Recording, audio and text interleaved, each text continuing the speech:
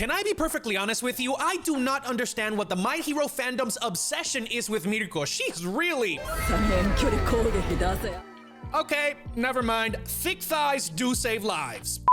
My Hero Academia Season 6 started off with a bang. No filler, no BS, just straight into the action. To give you some context, the anime is currently covering the Paranormal Liberation War arc. All of the heroes gathered in two fronts to try to stop Shigaraki and all of his goons at once. In this specific video, we are going to be covering everything that happened in episode 2. A word of caution, we will not be covering manga spoilers, but everything in this episode will be dissected from start to finish. The episode was titled Mirko, the #1 hero, and although my intro kind of gave it away, she was absolutely perfect. Our lady decided to go solo and infiltrate the lair of Dr. Q Daigaraki, and she earned all of my respect. She went toe-to-toe with 5 of the high-end Nomus basically by herself. We're going to be covering them a little bit later in the video. Mirko's real name is Rumi Usagiyama, also known as the Rabbit Hero. With the rabbit quirk, she can do everything that a rabbit can, but basically 10 times better. We're talking superhuman speed, strength, agility, dexterity, but most importantly, amazing senses. Her hearing and sense of smell let her survey the landscape and outsmart her opponents. Plus, it doesn't hurt that she has the thighs and the legs of a Greek goddess and puts them to work at any chance she gets. On the surface, this might seem as the standard physical enhancement quirk, but she puts those doubts to bed really quick. Mirko reaches the inner sanctum of the lab after fighting her way through a Nomu-infested Daredevil scale hallway scene. Although, again, she's there by herself, she's able to outsmart and outspeed most of her opponents and go straight to the doctor. She delivers a sensational Falcon kick!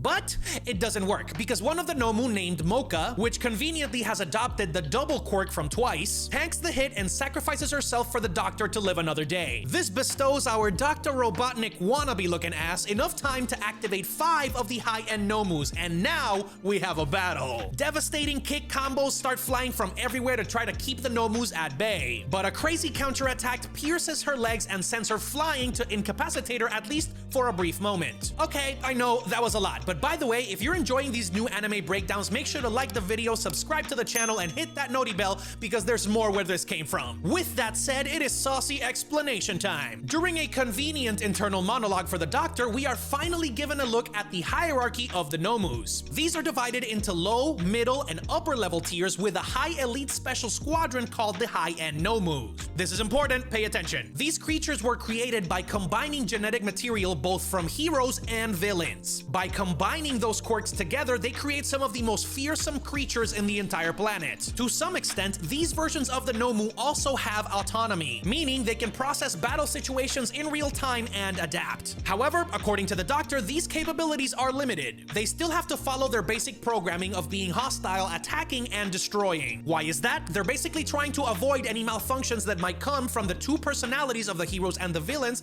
clashing inside the Nomu. More importantly, these chunky boys and girls are not all powerful. We also learn through the doctor that these 5 high-end Nomus are only in their testing phase, which means that they need additional time for the quirks to be stabilized. I forget if this specification applies to all of the higher-end Nomus, but apparently you need 3 months for the quirks to settle in the body. So if something happens, I'm expecting some malfunctions. To stop them, or at least try to, Mirko reveals her ultimate attack moves: the Luna Ring, the Luna Fall, and my favorite, the Luna Tijeras. Before taking one of the Nomu leaders down, however, her arm is broken in gruesome fashion, which means she's going to need some help in order to survive, but that's coming in the next episode. Let's put everything together right now. Mirko is in the underground lab with the doctor after finding out that the Nomu are being released from a secret passage within the hospital. Endeavor and the other top heroes are in the upper levels of the hospital trying to get to her. However, all of them are stopped by one of the higher end Nomus that's trying to stop the evacuation. Now, in order to find that passage that Rabbit Girl went through, we are introduced to the #6 hero called Crust. His quirk seems pretty unique, I'm not gonna lie. He can grow full-sized shields out of anywhere in his body. We do get a little tease of him rocking that, but I want to see his full capabilities later on. Anyway, he fights his way to Mirko just in the nick of time, and they have to work together in order to figure this out. Diablo papi, I almost forgot we have another whole-ass battle happening parallel to this one. So, at the upper levels of the hospital, we have Endeavor, Eraserhead, Present Mike, and all the other top heroes trying to stop the counterattack from the Nomus. The heroes outside said hospital are trying to lead an evacuation, but things are not looking good. Endeavor and Eraserhead get a nice little interaction that I think is worthy of being mentioned.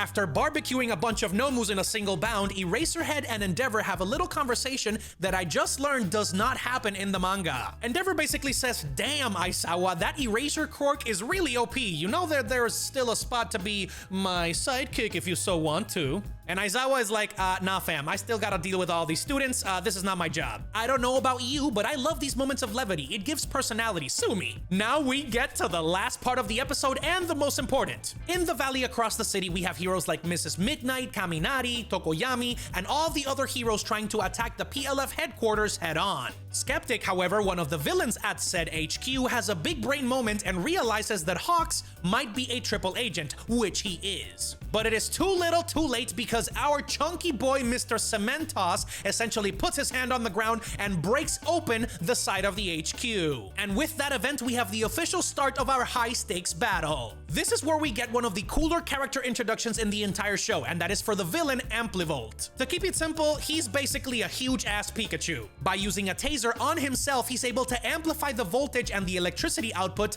to create a large-scale Thunderbolt style attack that is meant to incapacitate all of the heroes in a single leap. But just in the nick of time, my man, El Rey de la Salsa, Mr. Kaminari, gets his moment to shine. He's been scared, and with good reason, for this entire time, so he finally got his moment to step through and become a hero. Interesting though, they actually added a little romantic tease, as we finally know that what he's using as motivation is his affection for Jiro. Just like that, Papi Bam, not only does he go into the front lines and tanks the attack head on from Amplivolt, he charges himself up and absorbs the entire hit, protecting the rest of the heroes, setting up the official battle, and the episode ends in a blaze of glory. I absolutely love this episode if you couldn't tell. The cinematography, pacing, and the character development were a clear winner in this case. We are able to establish priority from 3 different areas of the entire city and also add some well-needed context that was needed in order to start this battle. Big Mommy Mirko got her moment to shine, and we also got an introduction into the higher-end Nomus, which are going to be a huge challenge for all of the heroes. We also saw that the strategy from the heroes seemed to be working, leading simultaneous attacks from multiple fronts in order to win. I am most excited to see where exactly Deku, Uravity, Bakugo, and Shoto are going to join in